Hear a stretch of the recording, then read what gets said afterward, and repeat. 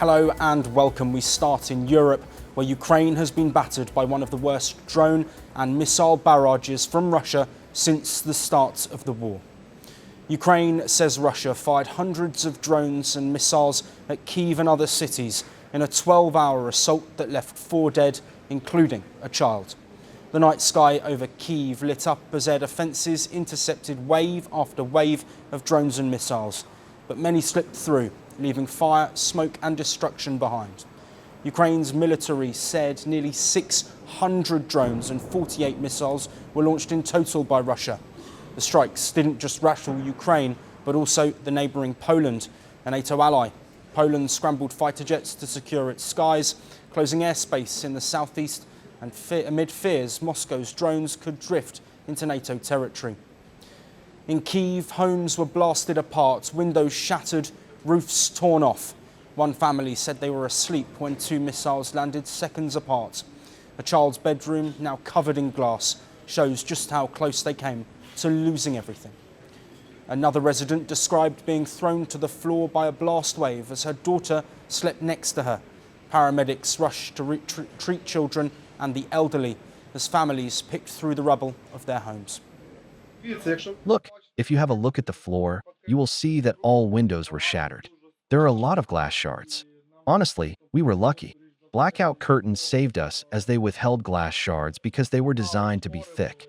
But if it had been a direct missile hit, we would not have survived. We live on the 10th floor.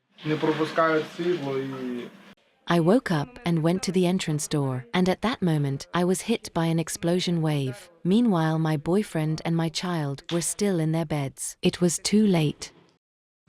The attack left at least 4 dead and wounded over 80 others across Kyiv and other regions. Zaporizhia's governor said his city was hit 4 times, leaving more than 40 people injured. By the morning of September the 28th, Kyiv residents were out sweeping glass and clearing rubble, trying to salvage what little they could. Burned out cars and gutted apartments testified to a night of relentless strikes. President Volodymyr Zelensky condemned the quote-unquote vile attacks, warning that Moscow's aim is to plunge Ukraine into blackouts as winter approaches.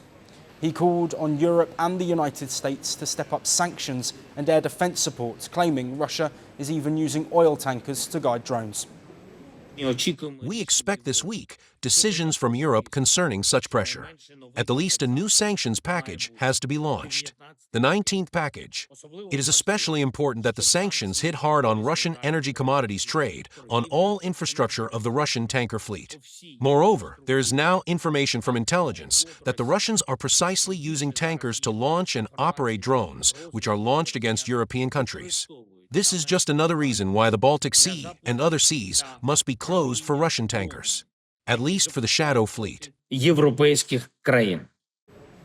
Zelensky vows to continue responding to the Russian attacks. Earlier today, Moscow's regional governor said a Ukrainian drone strike killed 2 in a town outside of the capital. Russia's defense ministry said 84 drones were intercepted and destroyed by air defense alert systems during the night. More than 3.5 years into the war, Ukraine vows to continue striking back, not just on the battlefield, but also against Russia's economic lifelines.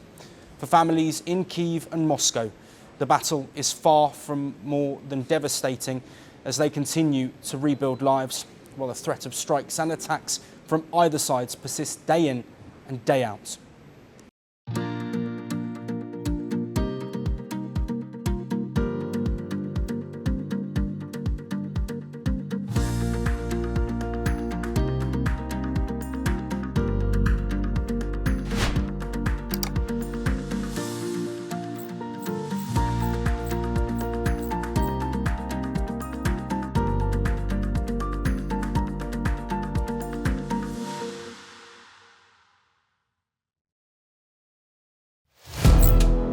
Firstpost now available in 9 languages on YouTube.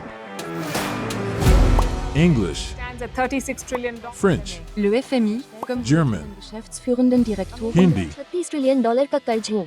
Indonesian, Pemerintah tanpa pemeriksaan. Italian, Sekali radikali. Japanese, 4 兆ドル以上も Portuguese, por causa do próprio balanço patrimonial. Spanish. Beautiful bill. Go to Settings, click on Audio Track and select the language of your choice.